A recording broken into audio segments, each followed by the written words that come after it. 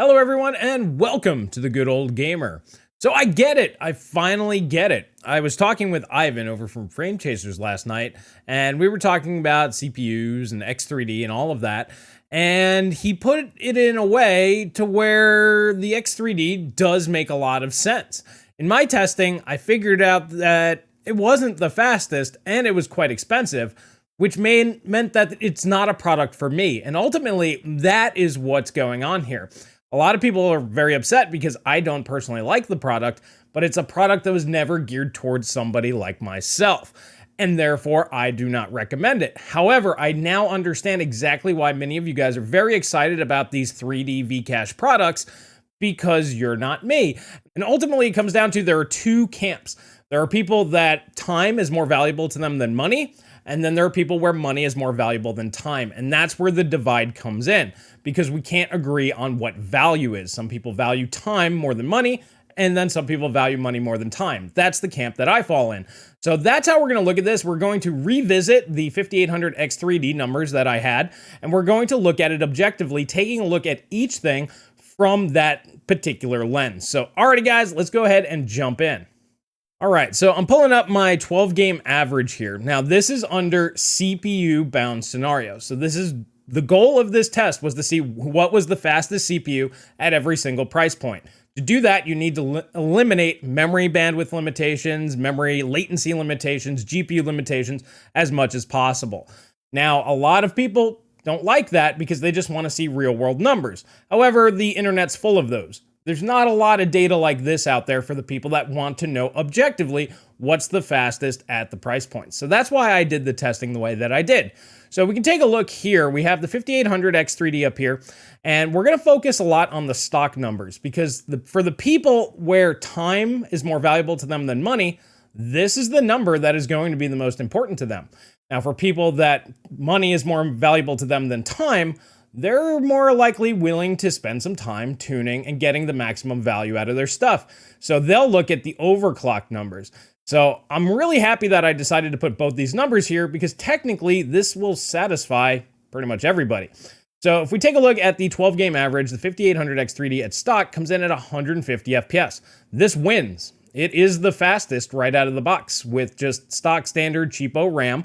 So if you went to the store and bought a pre-built PC, and you had a 5800 X3D, they usually throw in RAM like this, you're going to have the best experience. And that is very tangible. That is a very real world example where this makes the most sense. If we take a look, the 12700K is not too far behind, but in reality, it's almost the same price, which we'll take a look at here in a sec. Because looking at performance without the price doesn't really matter to my side of the argument.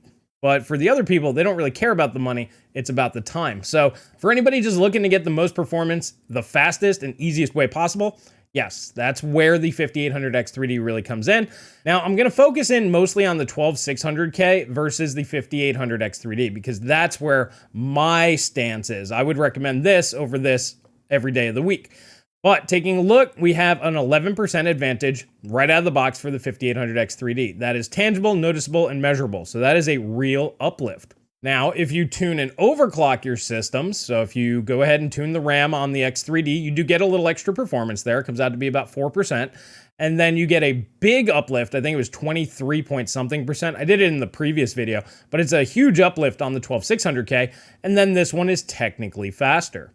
Now, if we take a look at the platform costs, as mentioned, the 12700K and the 5800 X3D, these are basically the same. So even though they're very similar in performance, they're also similar in price, and this one's technically faster. So why wouldn't you go that route?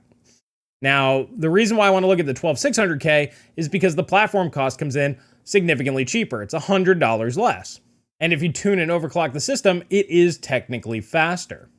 So from my perspective, where I value money over time, to me, it is worth it for you guys, and this is why I recommend you go with the 12600K over a 5800 X3D, to go ahead and save that money, spend a little bit of time, learn how to tune and overclock your systems, and you'll technically walk away with a faster product at a lower price point. Now, that's probably half, I don't know, I should probably do a poll on this. I don't know what proportion of my audience is on that side of the fence. But there's plenty of people that value time more than money. They don't want to spend a couple of days or even maybe a week or two learning how to tune memory timings, learning basically how to make their PC go as fast as possible. Instead, they'll just go, I don't give a shit about $100. Here's the extra $100 and be done with it.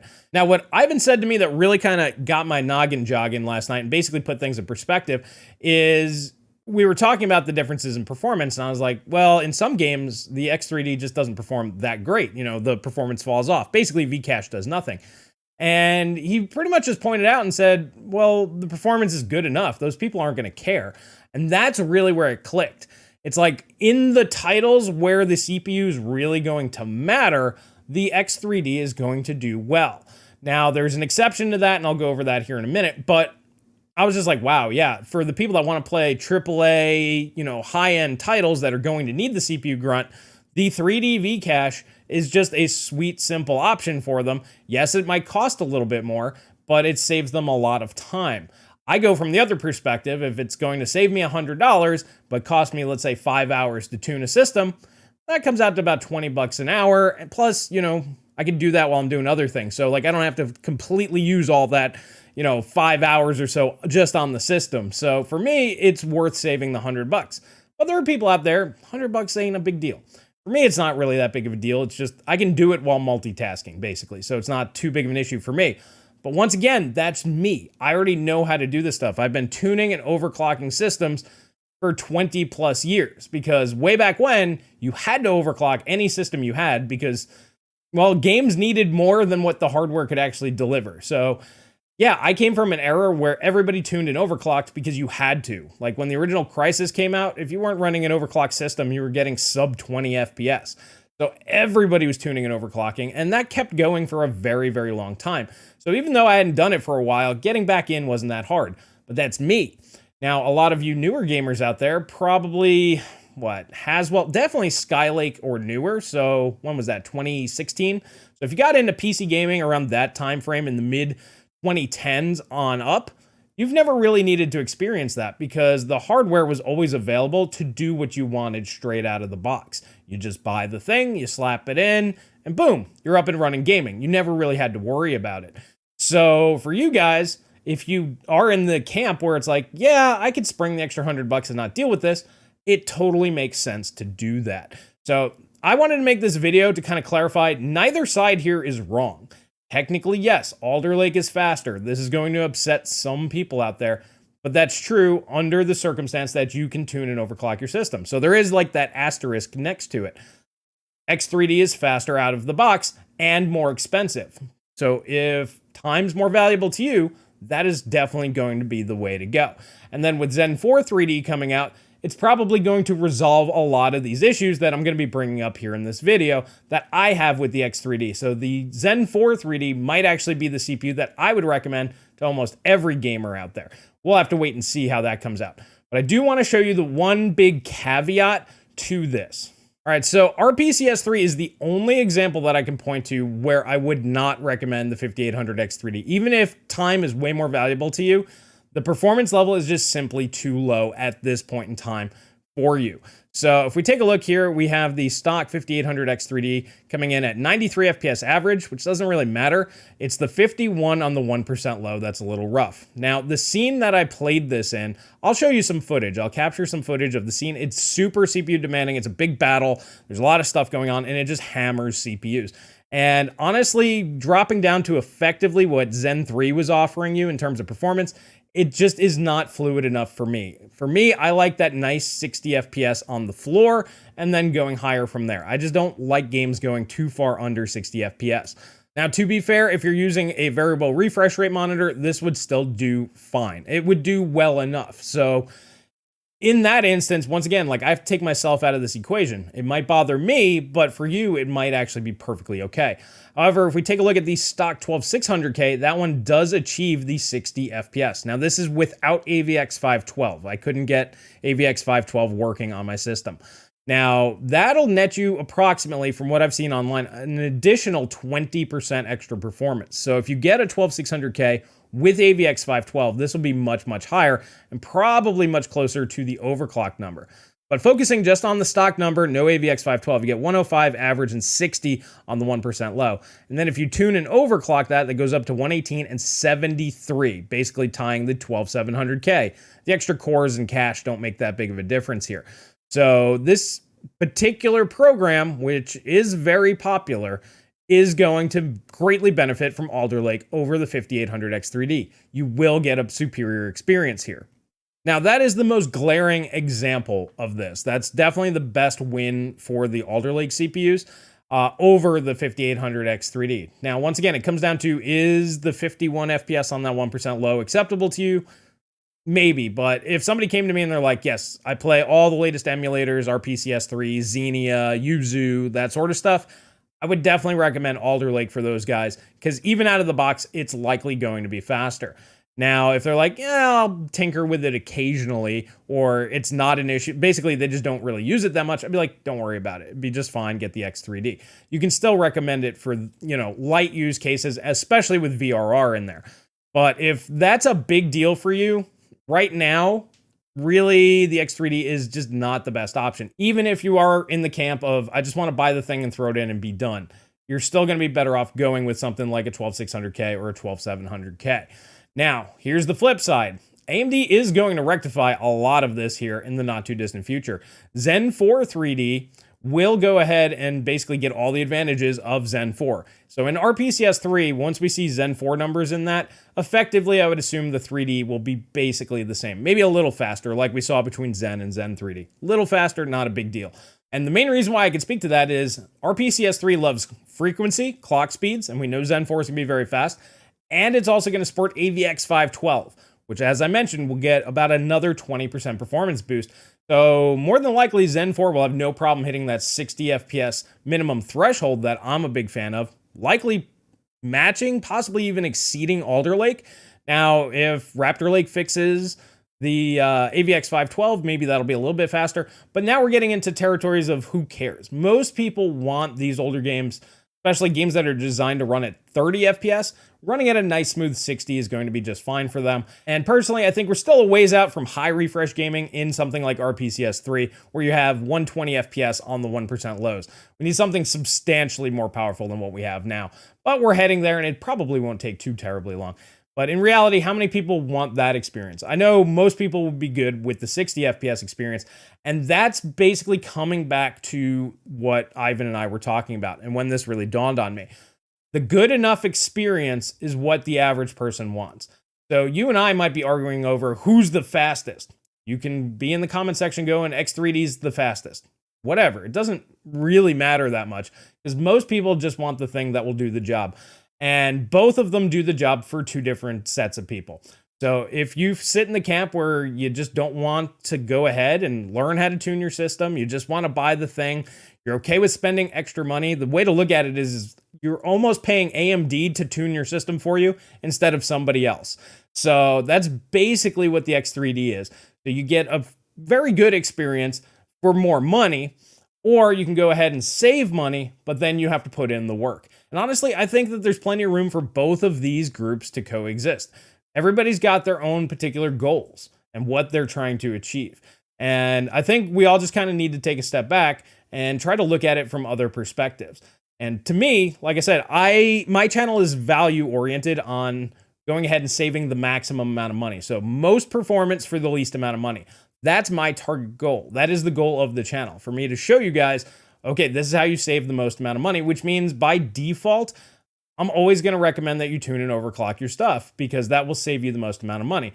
However, I will continue to show stock versus stock and things like that. We're also going to take a look at different memory kits. I'm getting in a 3600 C16 kit, which kind of slots in the middle there. Remember that 11% gap between the stock 12600K and the 5800X3D? Maybe that's smaller. And then you spend, what, 10, 20 extra bucks on your RAM, and you're like, well, I could lose 10, 15%. Maybe RPCS 3 is a big deal to you, and then maybe that'll make more sense. So I'm going to focus in more on that sort of stuff, try to figure out what's the best value, those sweet spot numbers. For me personally, the 12600K, if you want high performance gaming, is the sweet spot right now. Now, if you're looking to just play games 60 FPS plus, you don't need to worry about any of these. These expensive CPUs and platforms, you don't need any of that. Now, if you're just like, I just want to play games at the lowest possible price that's going to do well, so 60 FPS plus, the Ryzen 5 5600 is a winner. The i3 12100 is a winner.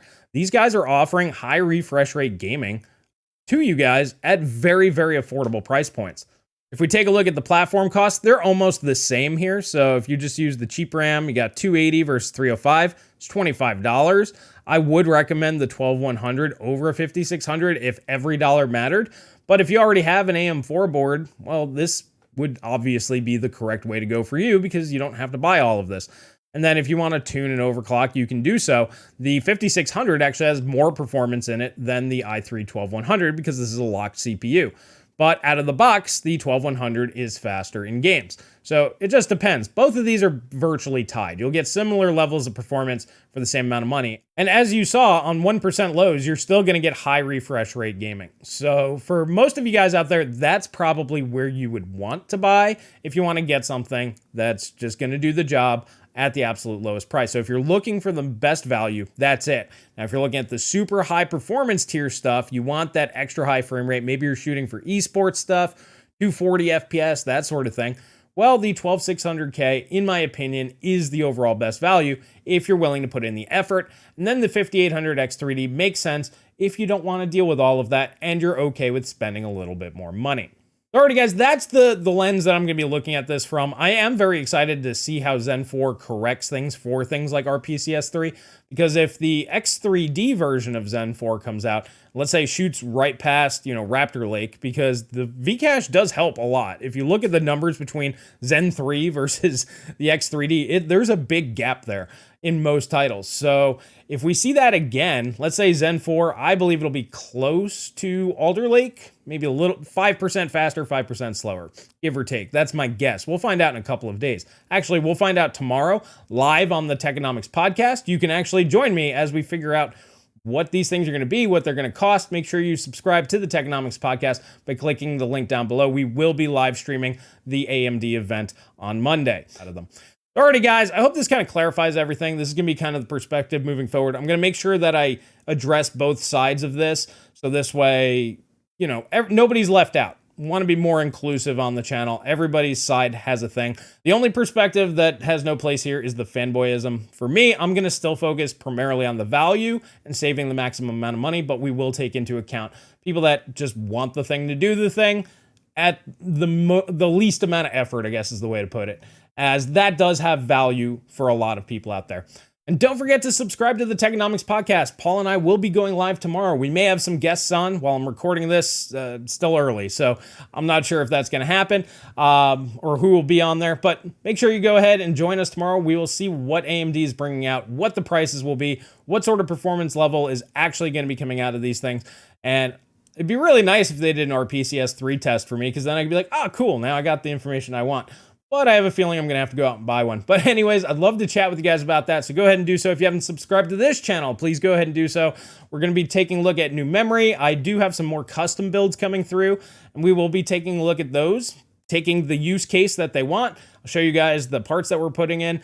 The lady that I'm helping out right now, saved her $400 and I'm getting her a much faster system. So we'll be checking that out in the future as well. So make sure you hit that subscribe button if you like saving money and having a good time talking about PC tech and gaming and all the cool stuff that goes with it. Well, alrighty guys, hopefully I'll see you tomorrow and I'll catch you guys in the next video.